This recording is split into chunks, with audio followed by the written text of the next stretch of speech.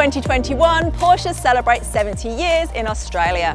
Porsche officially arrived in Australia in 1951, when Melbourne entrepreneur Norman Hamilton first introduced two early 356 models, this 356 Maroon Coupe and a 356 Cabriolet in silver grey, making Australia Porsche's first right-hand drive market and one of its first export territories.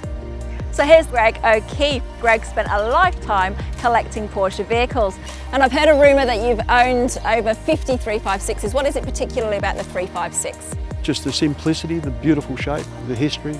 And this is a particularly nostalgic vehicle, isn't it? One of the first two that came to Australia. How does it feel being the current owner of it? It's a wonderful thing, you know. When we're all gone, these cars will still be here. So what do you think the future is for Porsche now that the electric vehicles are here? Porsche have always been on top. They know what they're on about. They understand the people. So I think that tells you what the future's going to be.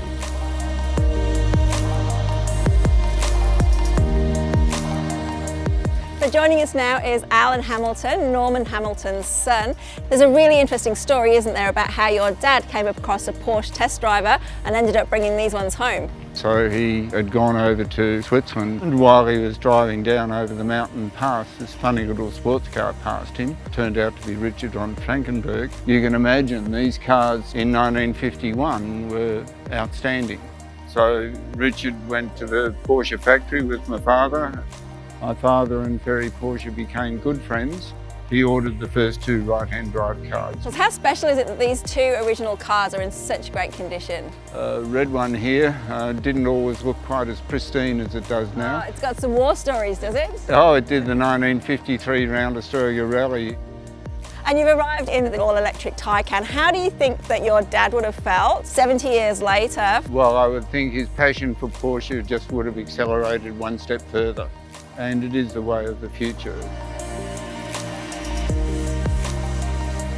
Why do you think it is that Porsche has remained so iconic? They've stayed at the top of the game because of their dedication to quality, innovation, and the fact that they engender exciting driving. Greg, I've heard that you've had a spin in the Taycan already. What did you think? I have to say, I'm blown away. My great fear was it wasn't going to feel like a Porsche. But it's like a Porsche, but only better. After a couple of laps in that car, I'm sold. It's amazing. I love it. And there you have it. Porsche's heritage meets its future for a celebration of 70 years of Porsche in Australia.